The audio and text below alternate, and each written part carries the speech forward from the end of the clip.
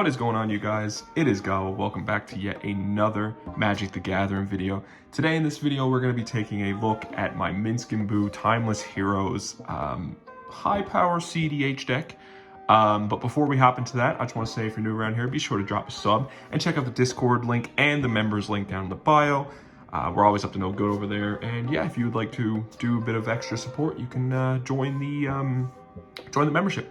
But yeah, let's hop right into the video. So we're going to be doing the Minsc Timeless Heroes. So he is a 4/4, or he's a 4 Gruul commander.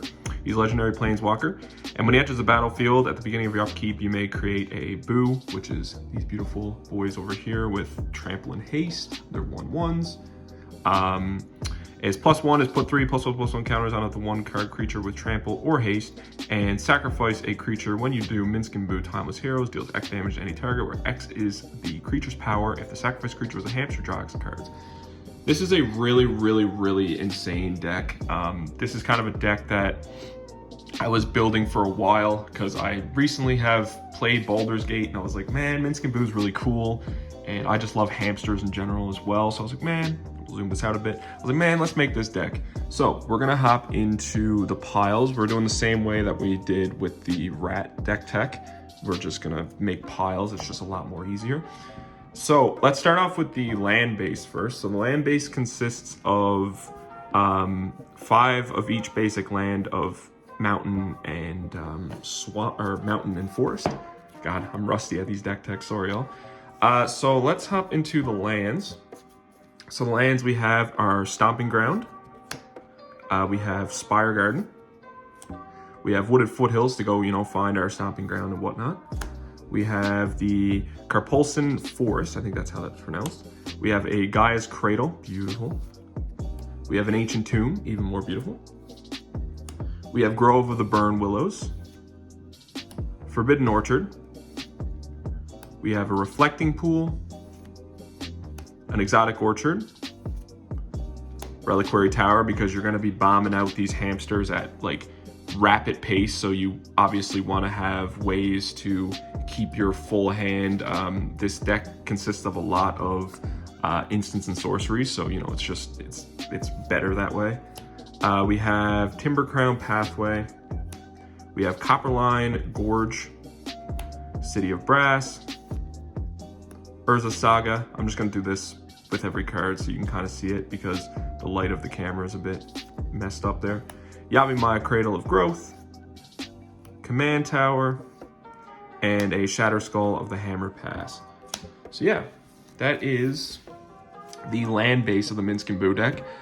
This deck is basically a turbo, get Minsc out, start dealing hefty damage. That's pretty much what it is. It's basically, I just call it sacrifice the hamster, because that's pretty much what it is. You're just basically throwing hamsters at people and hoping for the best. But there is some like combos and stuff that comes into this deck, and I will get into them when I do come across them. Next we have Branching Evolution. This card is insane in this deck. It's I think it's a Jumpstart exclusive only. This card is basically, if a +1/+1 counter would go on a creature, it doubles the +1/+1 counters on it. So basically with Minsc +1 ability, you're +1 in them, but you can put 6 counters onto a Boo token instead of 3, which is just crazy. Underworld Breach. We have Underworld Breach in here because we do end up running Lion's Eye Diamond combos with like Wheel of Fortune and whatnot to infinitely, card draw and infinitely drain your table and whatnot. So that's just that. We have Utopia Sprawl. So this is just basically an enchant forest for 1 mana. So just, again, ramps you up for double. We have Wild Growth, the same thing as Utopia Sprawl, but this one will just give you a green instead of a color or any color. Next we have Survival of the Fittest. This card is actually insane. I was sleeping on it for a while, but the more I looked into it, I realized that you discard a creature and you search your library for a creature card. So basically what that means, that's a lot better than like Eldritch Evolution stuff that is in this deck, but Eldritch Evolution allows you to basically find something with CMC value lower or 2 higher or lower, I think it is. But with this one, you can just sacrifice a Boo and go search up for like a Dockside or a Tamir Sabertooth, some parts of the infinite mana combo, which is just crazy. Carpet of Flowers, always just a great card, just where you can add X mana of any one color or X's number of target opponents that controls islands. I mean, that's good, you know. I mean, if someone's controlling like 6 islands, you're going against the mono blue as a player, and you can just go, oh yeah, thanks for, you know, the colors. And that is it for the enchantments. Basically, I will say too, with this deck tech, and just this deck in general, you want, I can't stress this enough, you want to get Minsc and Boo out as fast as possible. Ideal before turn 3, so you can start, you know, hitting people with, you know, your hamsters because they're haste. So usually what I like to do is just bring Boo in, or bring Minsc in, and then just uptick Boo to 4 by giving them +1/+1, and then start it off a train like that. But you know, next we'll get into the artifacts of the deck. So we have Mox Amber. This is great because you're going to be making boos, right, and stuff like that. So you have a lot of legendary options there. Chrome Mox, just another thing, another little 0 drop where you can just throw something into it. We have a Mana Vault. It's always pretty self-explanatory. We've got the One Ring. Shout out my proxy One Ring. The foil version. I just couldn't be bothered to pay the price. We have a Ruby Medallion. We've got a Mana Crypt. We have my Lion's Eye Diamond, beautiful. Sacrifice Lion's Eye Diamond, discard your hand, add 3 mana of any one color to your mana pool. Play this ability only as a mana source. I pretty much just run this in this deck, like I said, for the combo with Underworld Breach and Wheel of Fortune, where you can basically just like infinitely mill out your opponents with that. Next we got Jewel Lotus. I mean, Jewel Lotus is good. You can crack, you know, you play Jewel Lotus, play a land, you got Minsc and Boo turn 1. Grindstone, we run Grindstone. One of the alternative win cons in this deck is the Grindstone Painter Servant combo, because I am scummy. Soul Ring and Arcane Signet. That's one that honestly I was just like, man, I was like, what's another like combo that doesn't require a lot of like colors and stuff? And then I realized that you can just use Painter Servant Grindstone as a colorless source. So yeah. Next, actually, we'll get on to the creatures. Creatures is a big part of this deck.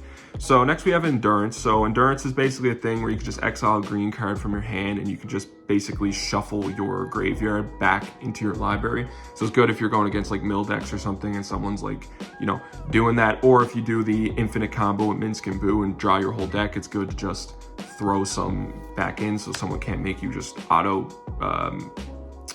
draw and lose the game. Next we got Dockside. Dragon Rage Channeler. The reason she's in here is because whenever you cast a non-creature spell, you can surveil. It's only in here just because you can surveil. Elvish Mystic, add a green. Elvish Spirit Guide, add a green. Crater Hoof. Crater Hoof's in there because of the basically thing when you get infinite mana. Throw down Crater Hoof, they get +X/+X your amount of creatures, and then you just finale Devastation for 1,000,000 with your infinite mana, and you storm out, and it gets trample and it gets haste. So, Outland Liberator, just to destroy a target artifact or enchantment. Eternal Witness, this is just another thing basically to grab a card from your graveyard and just put it back into your deck. Next we have Arbor Elf. So this I usually use Arbor Elf for like Stomping Ground and stuff like that. I'm not sure if you can use this with Gaia's Cradle. It might be a stupid thing to say because I know it's a legendary land account, so I'm not too sure. If you guys let me know, that'd be pretty cool actually. Next we got the beautiful new Ravnica Remastered Birds of Paradise.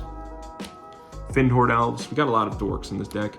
We have Stormkiln Artist. So this is actually coincides with the Haze of Rage that you'll see in the sorcery later. Basically, this is a storm off infinite treasure way. So if you get your Chimera Sabertooth or your Dockside exiled or something, you can always have this as a backup. Landwar Elves. Tinderwall, impossible card to find. I don't know if it's just because we're unlocated and shit, but I cannot find a Tinderwall. I had to go onto some website, that is some game site here in Canada, and I found one, so that's good.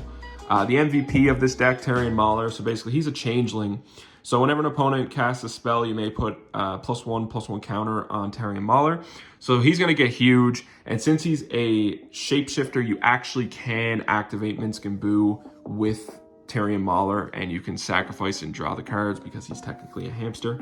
Simian Spirit Guide, add a red. Recruiter, basically, I just call him the dockside finder.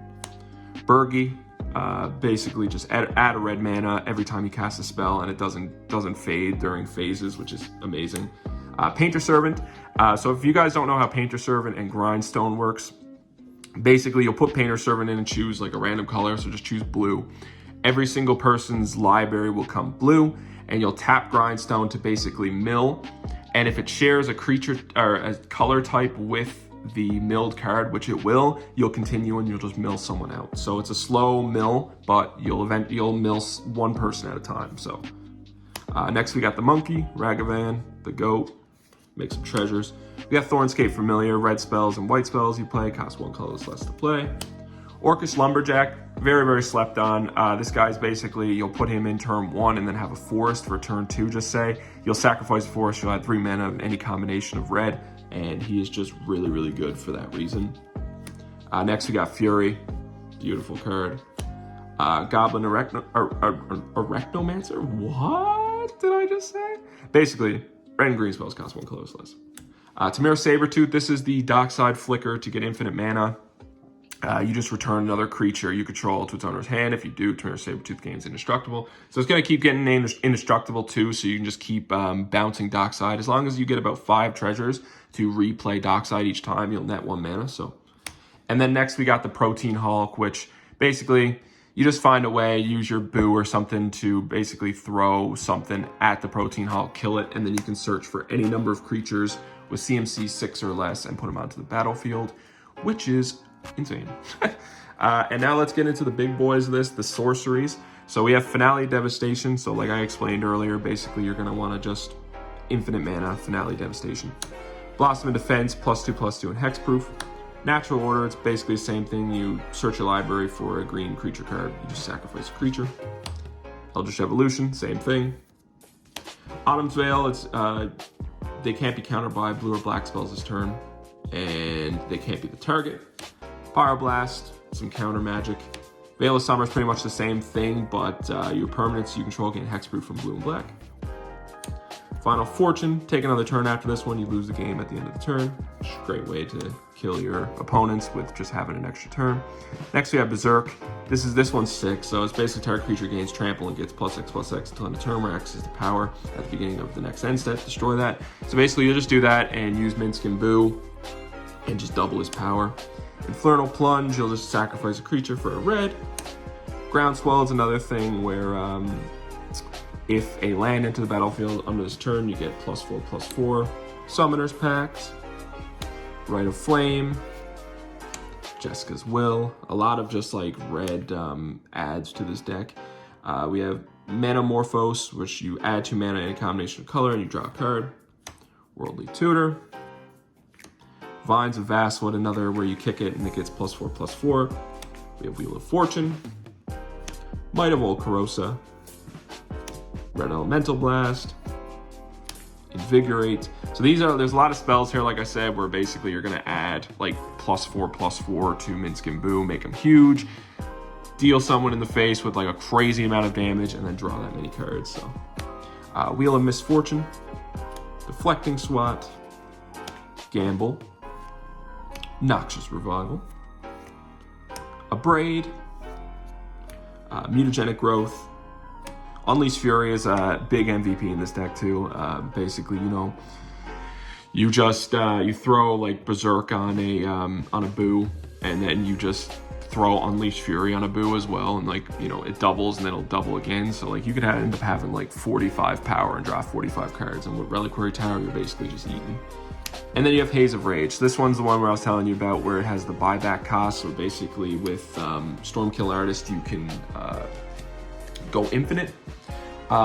So that is the whole deck tech in general, but I just wanted to give you guys a little thing that I found quite interesting that I didn't know about these two. So basically, you have infinite mana, just say, on the board.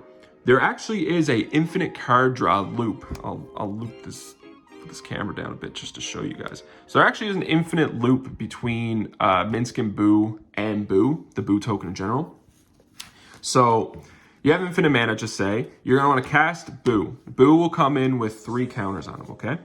You're going to down tick Boo to 1 loyalty counter with his -2 ability.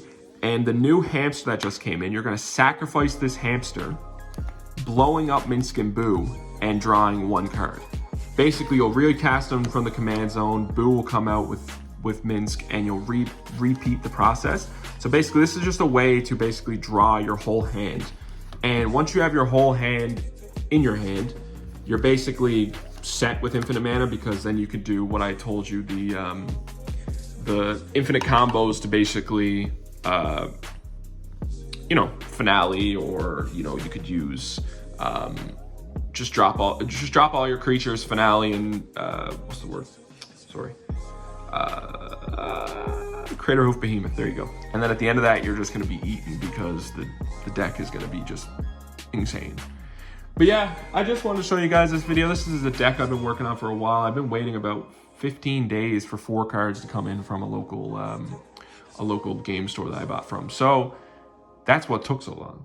But yeah, I hope you guys did enjoy. Thank you guys for all the support lately and the love. I just wanted to say we're almost at 530 subs, which is insane. We just hit memberships, which is also insane. Yeah, and if you want to, go and, subscribe to the membership or something, that'd be cool. Get your name at the end of the video. But yeah, guys, enough of my blabbering. I thank you all for stopping by. And remember, if it ain't Gawa Gang, jeez, bro, I'm messing up everything. If it ain't Gawa Gang, it's no gang. I love y'all. Stay safe, stay blessed, and peace.